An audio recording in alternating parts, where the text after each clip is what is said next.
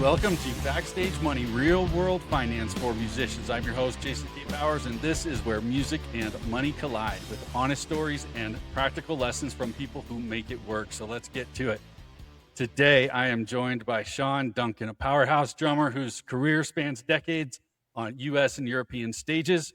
He was a founding member of Sunset Strip legends Odin with past runs, including BulletBoys, Killer Bee, and more notably now, Social Disorder and L.A. Guns. You would recognize some of the other things you may have seen him in was the decline of Western civilization, the metal years as well.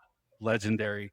Shawn has logged dozens of releases and lives by the mantra, have drums will travel. Shawn, welcome to the show. Yeah, glad to be here, man. Yeah, man, I appreciate it. I always like to jump into these and just kind of have an origin story conversation and talk about kind of how did you get into music to begin with? My father was a songwriter and he was a performer. He always was playing music. He had a big hit in 1962 called "Let's Go," which you hear at every sporting event across basically around the world. And it's that hand clap, pop, pop, pop, pop, pop, pop, pop, pop. Let's go. Yes. My dad wrote that. So we grew up with around instruments, and my dad would have rehearsals with some band or whatever he was doing in our garage sometimes, or we'd be dragged to the rehearsals because there was 3 of us. And I would always get into the drum set, and he never forced music on us, but we were surrounded by it. I mean, everywhere we went, there was music. My dad, it's funny, I'm wearing this shirt, but my dad had one of these old VW campers, and he had a stereo in there, and we'd be listening to Chicago and Gladys Knight and the Pips, and I can go on and on about the music that we were surrounded with. So as we started to get older, I started dragging my mom's pans and Tupperware out, and I started beating on that stuff. And Jeff grabbed my my middle brother, who's the guitar player in Armored Saint. Jeff gravitated. My father was a guitar player, and Jeff just went straight to the guitar. There was no and if or but about it. So that's and then as time went on, kind of getting long story short, me and Jeff was in a band in junior high school called the Termites, and their drummer got grounded, but he left his drum set there because he said, if you guys want to still play and you can find a drummer to do it. And so Jeff goes, oh, my brother plays drums. Well, I never had a drum set up to that point. I only beat the shit out of Tupperware. So anyway, I went in and I did it, and it worked. And then 2 weeks later, I was better than that guy, basically. Wow. And they kept me. And we did a talent show, and that morphed into Odin because it was mine and Jeff's band. Odin was our band. And Jeff met Aaron in junior high school. He joined, and then Randy joined, and then Odin that was kind of the beginning of everything. But it all started because our father was really, he did a lot of stuff behind the scenes in music as well. He did a lot of arrangements for Bone Howe, for the association, he worked with Jim Messina. There was a lot of history there. Yeah. That we got to see, and we were just surrounded by music. That's what did it. Yeah, just that exposure. Yeah. I mean, it's a lot of people who are, they're carpenters. Their father were carpenters, and because you're raised in it, and you develop an interest if it's something that intrigues you, and you get really good at it because you're learning from being a little guy as opposed to learning a new trade at 18, 19 years old. Yep. It's a different beast. Right. And so as this evolved, what what kind of became the trajectory for you guys, and what was that like as you kind of start growing out there? Well, I mean, this was when Odin started to take off. This was the early 80s in the Sunset Strip. And things were just getting hot. I remember seeing Motley Crue on a Wednesday night at the Whiskey Mm-hmm. with about 100 people. Mm-hmm. And then from there on, everybody, from Mickey Rat, who turned into Rat, Dante Fox, turned into Great White. I was there from the beginning, but I was 16 years old. And Odin, we earned back then there was a lot of kegger parties, Yeah. which were just the best thing in the world to go play, right? And so we did a lot of kegger parties, and we developed a really strong following. And we had another guitar player. We had two guitar players early in the origins of the band, and one of them was very good friends with Chris Holmes from Wasp, and Chris took a liking to us, and so we were pretty industrious, and we managed to make our own little EP, little 45 thing.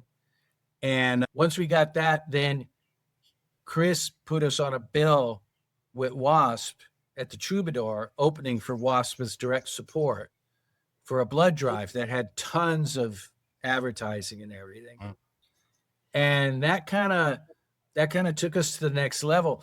Back then, there was no such thing as pay to play. Okay. Mm-hmm. You had to have a draw or you weren't getting into a club. That was it. That was a bottom line. And so we had one. We had a solid draw from all the parties we did. So the club started seeing, hey, these guys bring people. Then next thing I know, we played the Palace Theater with Armored Saint and Malice. And that was my first really big venue. That was about, I think the Palace holds 2,500 seats. Mm. I don't even remember the show. I was in like a bubble. Yeah. And then we did shows with Keel and with it just kept going. Okay. Then we recorded another record. When that came out, the band had a really solid, we were headlining the clubs in LA at that point.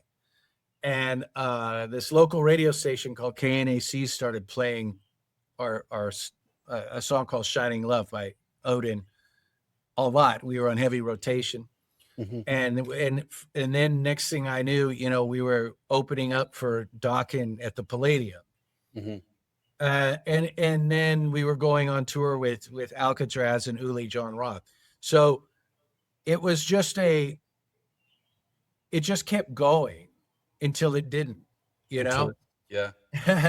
and then we recorded another record, but that took forever to finish in a nutshell. And then we got asked to do the Decline movie, and we did that movie. And then it wasn't long after that we split up. Mm-hmm. We just decided this isn't weird. We didn't get a major deal. We made all our own records. So we had like a distro deal with Green World, and then we had a licensing agreement for our last album with JVC Victor. Mm-hmm. So we never really got an official big label behind us. Mm-hmm. So we were kind of tired and frustrated with that. And then Jeff went, and immediately when the band broke up, Jeff was in Armored Saint. So Jeff's been in Armored Saint for over 30 years. And that was basically the trajectory of Odin. Mm-hmm. And what launched all of us, and the connections we made from that period of time is what led to other things, along with our reputation and that kind of stuff, mm-hmm. right? Mm-hmm. So that led to various things that I did in my life after that. Me and Jeff had a band, I'm going to say because we never really broke it up or anything, but called DC4, which is still me and Jeff. My youngest brother, Matt, plays bass. He plays on it. And Rowan Robertson plays guitar. So that band did 5 records. Again, we did them all. Mm-hmm. Um, and because it's what you do, it's like, I don't know how to explain it. It's like, it's very punk rock, I guess, that you just say, "Fuck it, I'm going to do it," you Yeah. know? Yeah. And that's kind of how the attitude we always had. Yep. Yep. So we did that. And then I did the then I did the Bullet Boys. Bullet Boys was interesting because on that tour, one of those tours, we went out with Gunzo, which was Tracii Guns and Rudy Sarzo's project. And that's where I met Tracii. And we became friends. We used to stay up late and chat and stuff. And we became friends. And over time, it led to me being in LA Guns. Yeah. That connection right there did it. Yeah. Right. Relationship. Occasionally I'd text him and say, "Hey, how you doing?" That kind of stuff. Yeah. And just keeping in contact. And then one day out of the blue, I got a text from Tracii. It says, "Hey, what are you doing this summer?" And I'm like, "Well, what do you need?" "Oh, I'll get right back to you." And then, it was like a day later, I got a call from management, rattling off, "This is what it pays. This is where you're going to be gone for 9 weeks." Uh-huh. I'm like, okay. At that time I was working. I've always had jobs throughout my life, really. I worked for a long time as a caterer in the entertainment business and movies and television. Mm-hmm. I did that. And then I was a stage manager for another studio for at that time. And I'm like, I just took the gig, and I was like, we'll see what work says. Right? Yeah. I'd be like, I hope I still have this when I get back. Yeah. Well, that's a good point you bring up, that you kind of alluded to it there twice over, was about the relationships. You have these experiences in your earlier years, but then life happens, right? And the band doesn't continue on. Yeah. And you are able to, for lack of better words, utilize those relationships to see what's next. Right. Yes. Well, me and my brother had this conversation and we were talking about how important your 20s are into the development of your future when it comes to relationships with people, because that's when you're out there the most mingling, you're meeting people, you're getting involved in things that, and all these people eventually will either come up or go down. Right. So those relationships are the ones that over time will help you the most, are the ones you make during that period of time. Of course, you have professional relationships that come as you get older that help too. But really that foundation of that early time period, especially in music, and especially at the time period where we were fortunate enough to be in the Sunset Strip, right? In a headlining act in 1983 to 85. In that era. You knew everybody, you met everybody. Yeah. So, but I think that's the same way in any event. That's what college is, right? Yeah. Yeah. It's probably pretty neat for you, I would suppose, thinking back to, okay, like you said, we saw Motley on a Wednesday night at Whiskey, and fast forward now, and you guys are playing there. And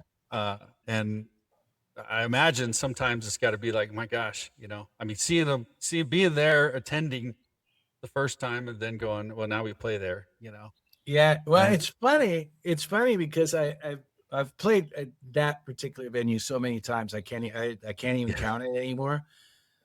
But, and the bands I've seen there besides Motley, I saw Alice in Chains in their early years there. I saw Soundgarden there. I saw Nirvana there. I saw Hole there. I saw Smashing Pumpkins there. I can go on and on. Yeah. And it's always it's an iconic landmark venue in the country, much in the world. Technically, it's like the Cavern Club of United States. Right. But the place that really knocked me out is when I played Irvine Meadows which is a huge 18,000 seater here, outdoor place where I saw, Iron Maiden and Anthrax and Dio. I can go on and on again. And then I played that stage I actually played it with BulletBoys twice. And that blew me away to be up on there. And then there's been some stages when you go through the country, like we played with LA Guns.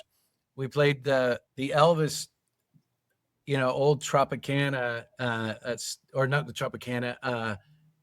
What was that called at the time? I forget. Oh, the Hilton stage when he had that residency at the Hilton. Okay.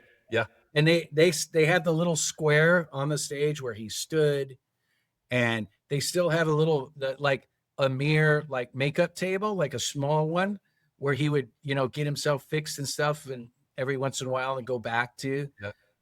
And you're like, wow, Elvis was here, right? And then there's this place called the Surf Ballroom, of all things.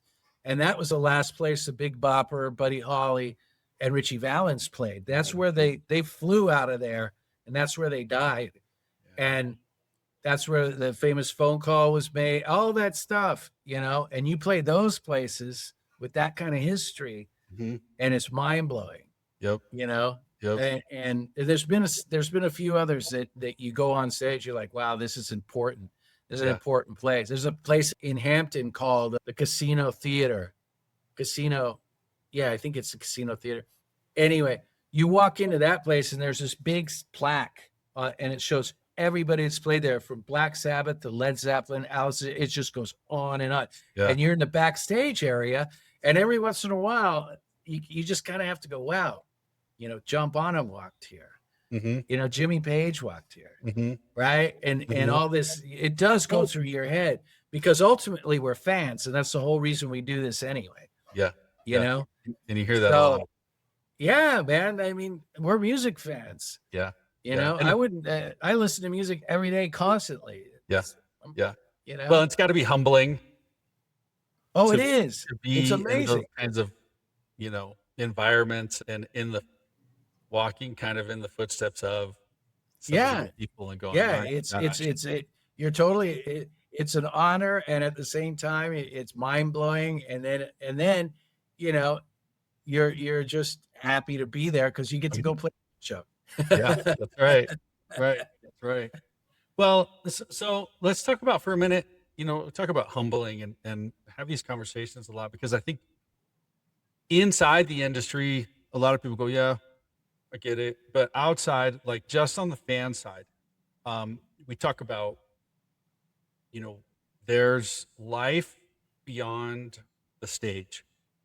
And okay, when you're not touring, when you're not actively making money, you've got to make money. And so, like you mentioned early on, you've spent a career of also working other places and doing various things. Yeah. You mentioned did you say you were chef, or you were? Yeah, location. I worked in location catering, which is like, it's a good job. And I mean, I cooked for Bruce Willis, Korn. I can go on and on. Yeah. Right. Big shows. Because it wasn't just movies and it was commercials, it was videos, it was concerts, it was all of that. So I did that for a while, right after I had my son, when I had my son, and that kind of changed a lot of my ideas about money. Once I had that kind of a responsibility, it changed the way I looked at life. There's something very important about that happens to you when I would hope most people, when you have a kid. Yeah. I got to buckle down a little bit. It's kind of like that, but for me, it's like all I do is I got to take care of my kid, and myself. Right. So it just changed. It was weird. I've said this 100 times, but when I was in the room when my son was born, and I physically felt something change. And after that, I just kind of some things became more important than others. Yeah. Yeah. You know? Priorities, Yeah. man. Yeah. Yeah. I get it. But So, it was great. yeah. So on the need for just filling the gaps, like what, I guess, because you've stayed in the industry the whole time, but Yeah. you'll go out and you'll fill in the gaps in various and sundry ways. And I mean, is there anything you can speak to on that side? Just this is maybe knowing when is the time to, Yeah. okay, I need to go get a side job, job, Yeah. or I can hold out a little bit longer for this pursuit, or can you talk about that for a minute? I, I think everybody should follow their heart and follow their dream as much as you can. Hmm. I also think, I remember some because I location catering ain't no walk in the park. It was Hmm. 18-hour days, Hmm. uh, common. So it's like you work really hard, but I said, well, it enables me to do the thing that I love to do. Yeah. Because if you don't have the means to take care of yourself, you're not going to take care of your career. You're not going to take care of anything else.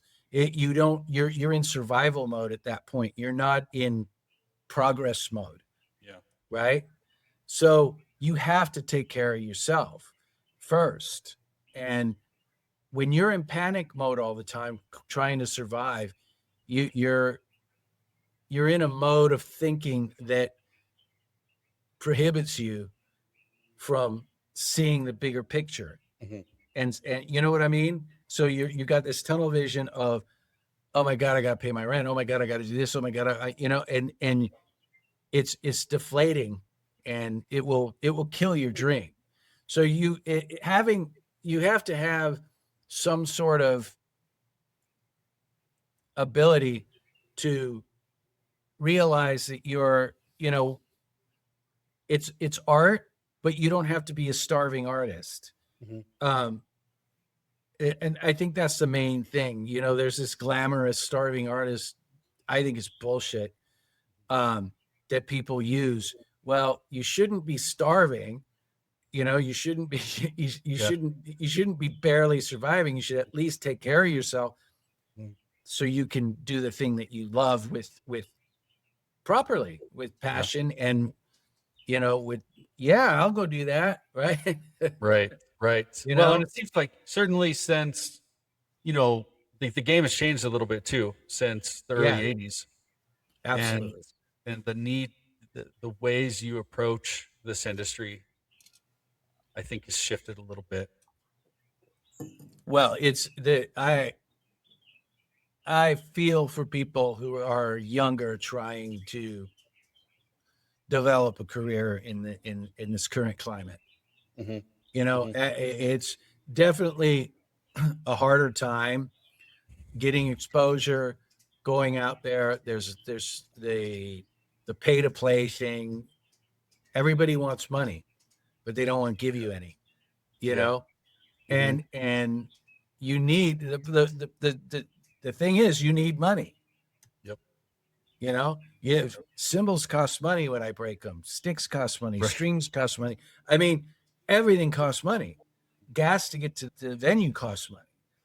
Yep. So you need money, Yeah. Yeah. and generating it is that's, you got to be really creative nowadays, in my opinion, um, and connected.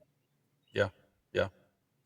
So let's talk about that for a minute. When I first met you, it was at a Denver show, and you guys had the meet and greet going on. You guys Yeah, had you also, which I appreciated, you hang out at the merch table, yeah, and that's how we met, actually, was chit chatting back there.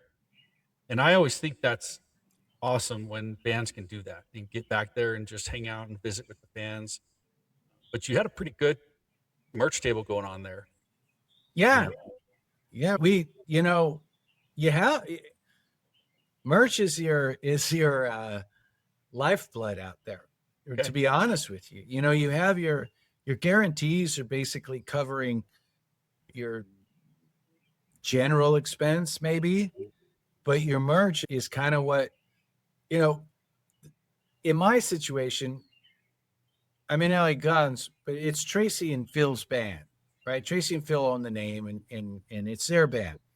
So merch wise, me and Ace are usually out at the table because they allow us to sell some of our stuff, and that money we make from that, like I sell the drumsticks, and I'll sell a head and a few other little things, and that helps me buy more of that stuff like drumsticks and breakables. I call them breakables. Yeah. And because I break a lot of stuff. Yeah. And and that supplements my paycheck, Mhm. right? So that's not coming out of my paycheck. It's Mhm. coming out of that. And that makes a huge difference at the end of the tour when you have to re-up your supplies, and you get to come back with a full paycheck as opposed to losing, you know, 15-20% or so on that kind of stuff. Yeah. So merch is a big deal. Yeah. And again, you're marketing yourself too. You're out there, you're meeting people, and you never know who you're going to meet. Sure. Sure. You just don't. Yeah. Merch is a lifeblood for a lot of people, right? Yeah. It's just a good, consistent supplement Yeah. to what you need day to day. What has Yeah. been? Yeah. Go ahead. Exactly. It covers the little things that add up. It's really what it does, at least for us. I mean, Mhm. and for a band like Guns that does very well on merch, it enables the machine to run Yeah. um again and again and again, Mhm. as opposed to, oh, we need bigger guarantees, which people don't get. I mean, the money for guarantees isn't what it used to be. So you supplement it with merch, and that's kind of how it works now. Okay. And the meet and greets. Can you speak to maybe those getting into it? Just kind of give a general understanding of the guarantee side of things and what that can look like. Well, basically, a guarantee is what the band will get as And a guarantee to do the gig. So, say we're going to give you, you know, uh, however many thousands of dollars to play the show. Okay, and then there's usually a clause, a sellout clause, where you might get a bump, and within that, also your writer is there, and various other, what the club is or the venue is going to supply, sound guy, light guy, all that kind of stuff is all in there. So you get 50% deposit goes to the agent. You get the other half the night of the show, usually before you go on. That's another thing. Get it before you go on stage. okay. So that's important. There's a story I have about a friend of mine. He had told me that he worked for Michael Schenker, and Michael Schenker's looking at his phone before he goes on, and then he goes, "Okay, we can go on now," because the money showed up in his account. Mm-hmm. And yeah, so so many that when people get screwed over, it's because they don't get paid before they play. They're a club owner is not going to not pay you. You know, if you haven't gone on stage yet, he's going to have a lot of really angry people out there. Yes. So that's kind of and you're just telling them to live up to the end of the bargain, really.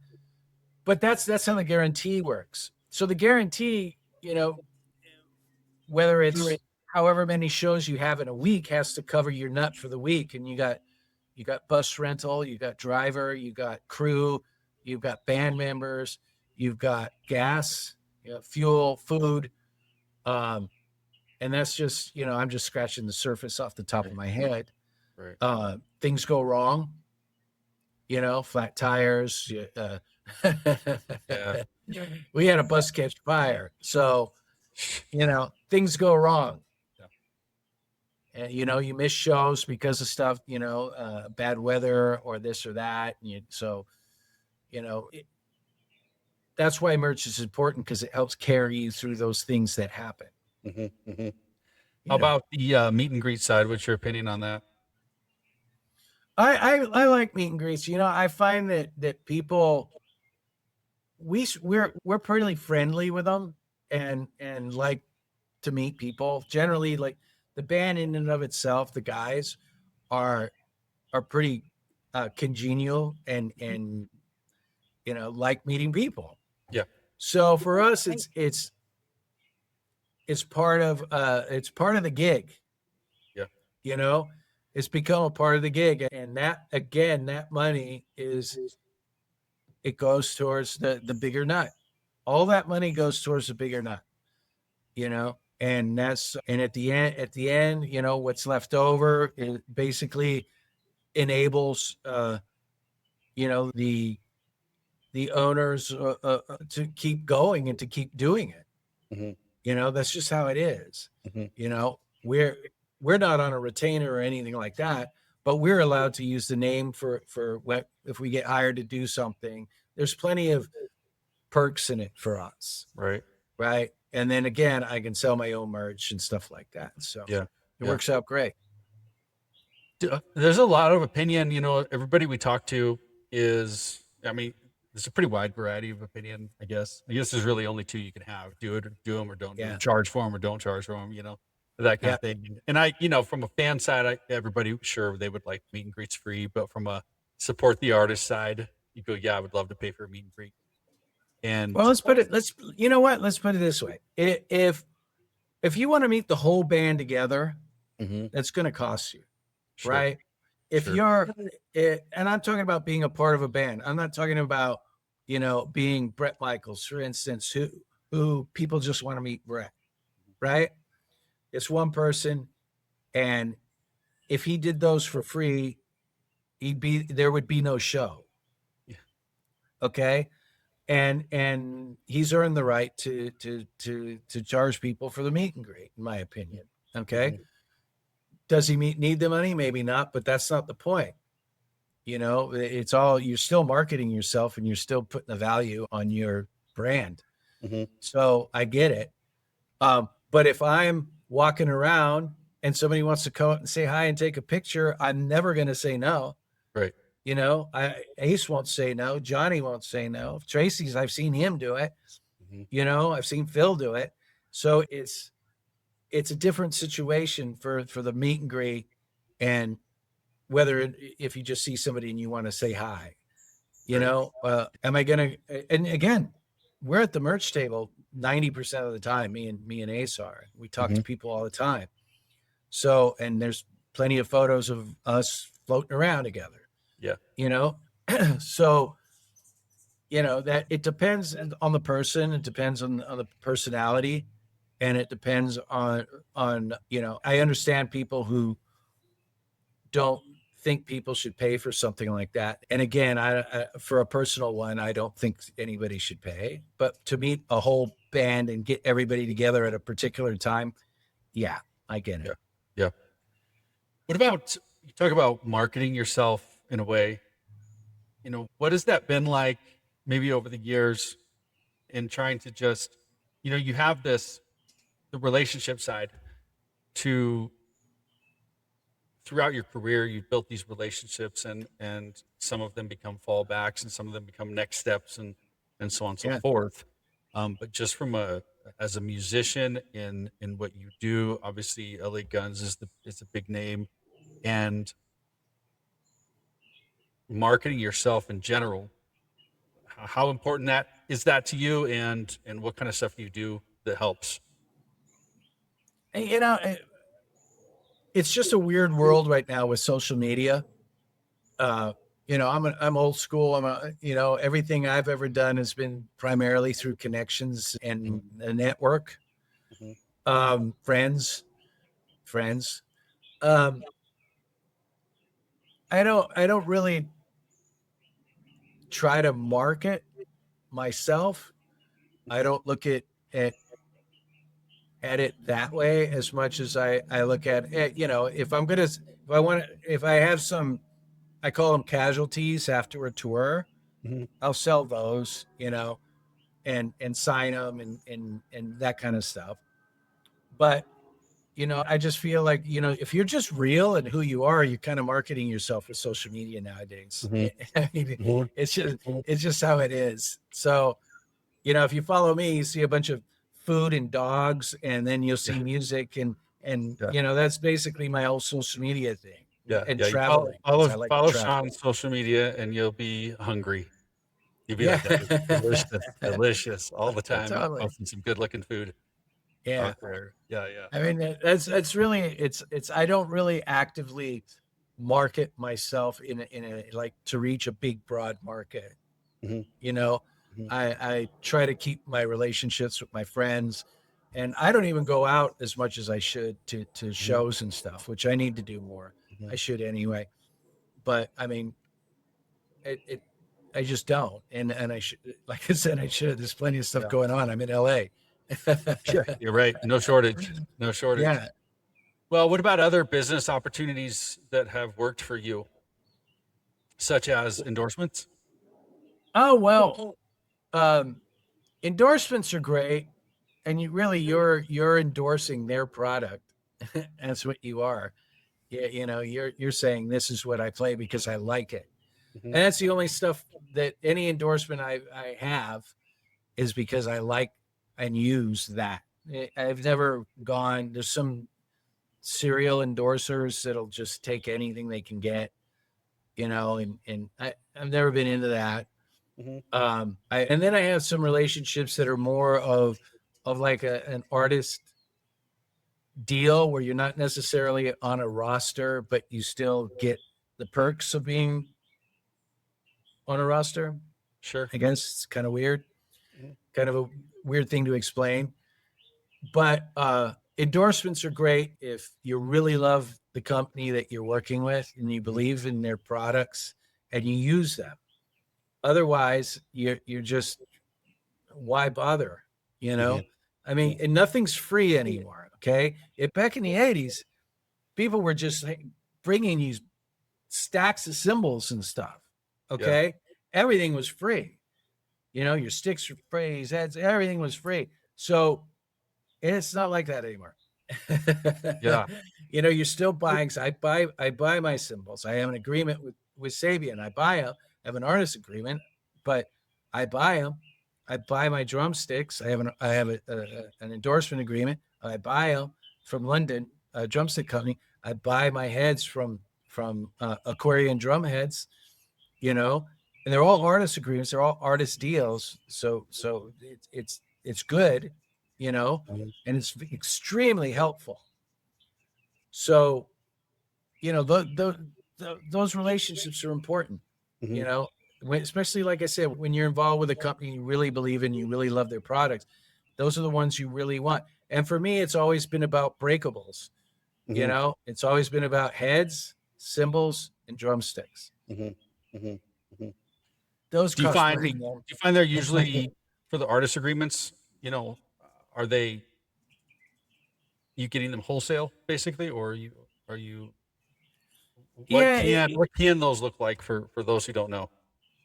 well, they can look, you know, depending on the company, they can look at anything from 50% off retail to cost. It just depends on your deal. Yeah. You know, I've seen all kinds of sorts of different ones. Mhm. But the bottom line on something that you use a lot is that it saves you a lot of money. Mhm. And it's if you like it and that's what you use. I mean, I've been with Aquarian for 20 years and I've used Aquarian drum heads for 20 years. Mhm. And they're very good to me. And again, if I didn't like the heads, I wouldn't. What good is that to me? Yeah. Right. Right. You Right. know, it's just Right. it's just how it is. That's right. So How has it helped, you know, filling in the gaps like when you just came off a tour with LA Guns, and then when we were talking, uh, you just picked up a cruise, right? mhm. And you've done those a couple times, Yeah. the Legends Yeah. thing, and Legends of Classic Rock. It's actually Terry Alou, Chuck Wright, uh, Jake Fawn was a guitar player. Chris Turbis was a keyboard player. And I was filling in for Greg D'Angelo, who's the drummer in that band. Mm. So it was also an old friend that I met while on tour with BulletBoys when he was playing with Piercy. Mhm. So, he called me and said, "Hey, you're going to be free for, you want to go, want to go on a vacation for 2 weeks?" Basically what he told me. Yes. I'm not kidding. I said, "Okay, yeah."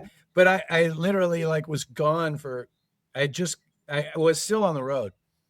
And I had a 2-week window of being off the road, and then I was back on that. Which is great. I love doing it. It's almost like a good come down after a tour to do something like that. Sure. It's when you get off tour, it takes a while for you to what do you mean I got nothing to do today? Yeah.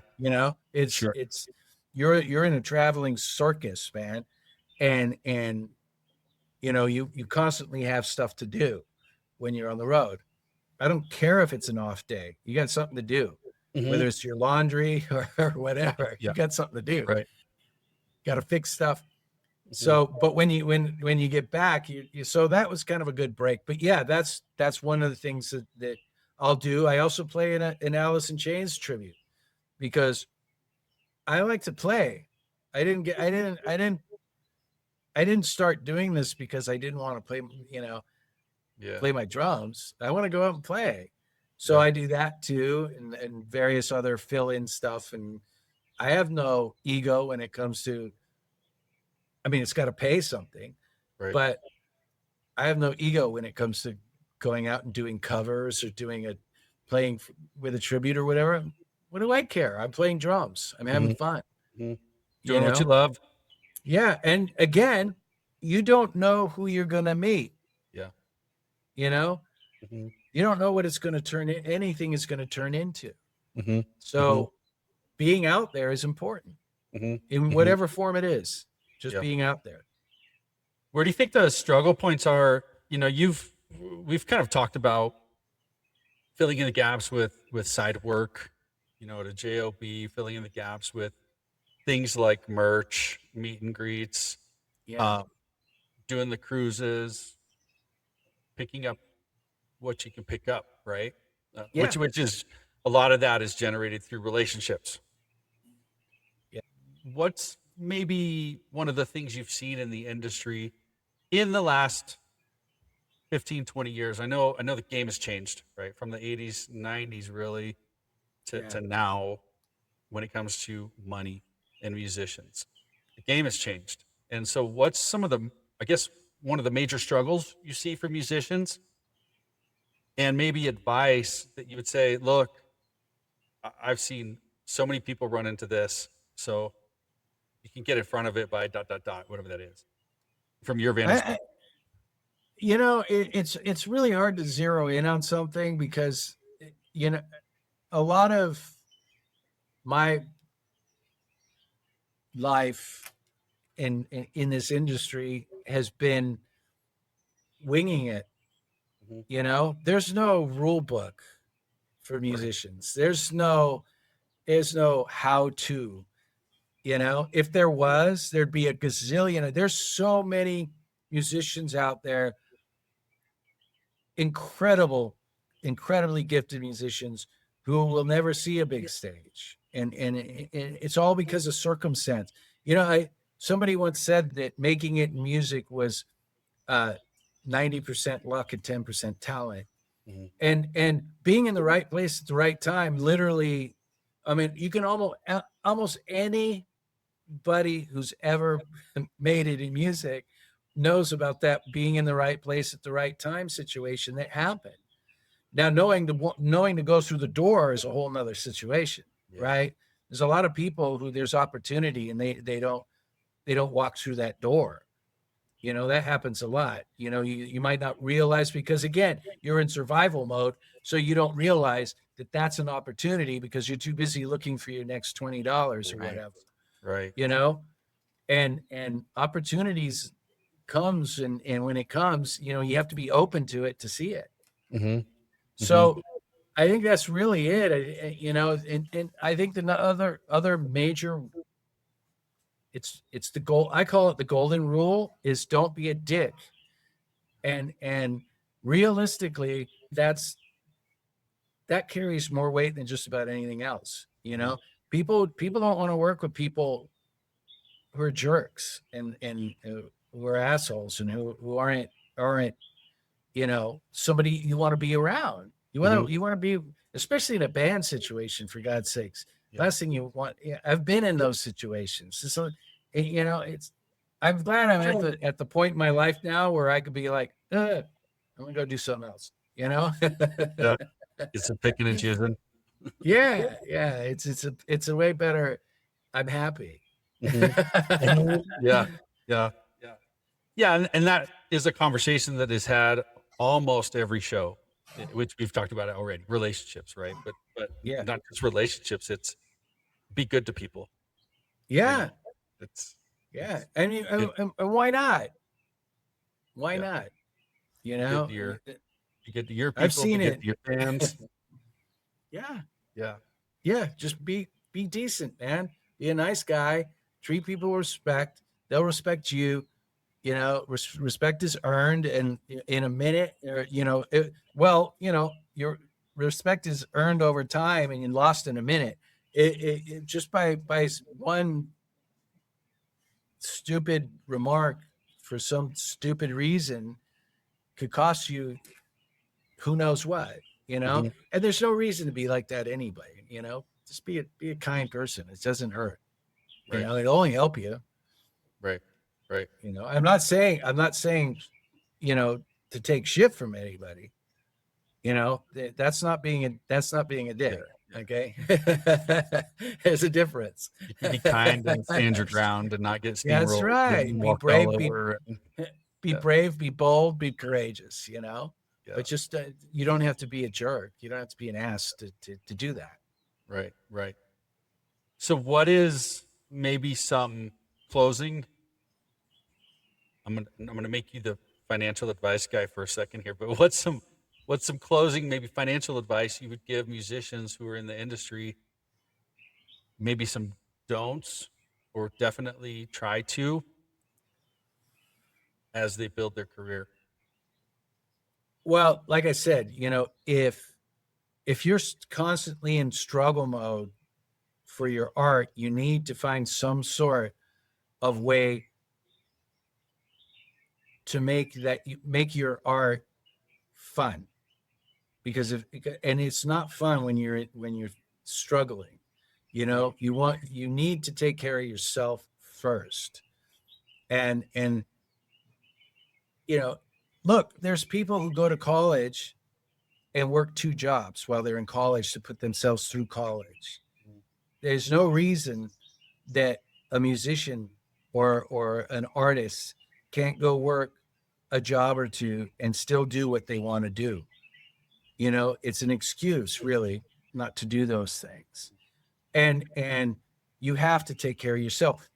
Opportunity won't just offer you $100,000. Doesn't. It's a dream, and it's a beautiful dream, and I hope you obtain it at some point. But the fact of the matter is, you have to be able to financially support yourself to enable you to do the thing you love without stress. If you're stressed out in trying to make it in you're not going to perform 100%, something's going to suffer. Yeah. So at least meet your basics. Yeah, I love that. Let's take a second and tell us what you're up to, what you got coming up. 2026 is a big year ahead. Got some things lined up. Yeah. So I have a couple shows this month, 2 with Alley Guns and 1 with my Alice in Chains tribute called Memory Lane. And then some point next year, I can't divulge too much information, but there will be a new LA Guns thing coming out next year through Cleopatra. And then we're playing, we start gigging in, it looks like, I haven't got my full calendar, so it looks like we start sometime in April. And then we're supposed to go to the UK in November. I know there's one show booked, a big festival that we're playing in November, so in England. So those are some of the things that are around the bend.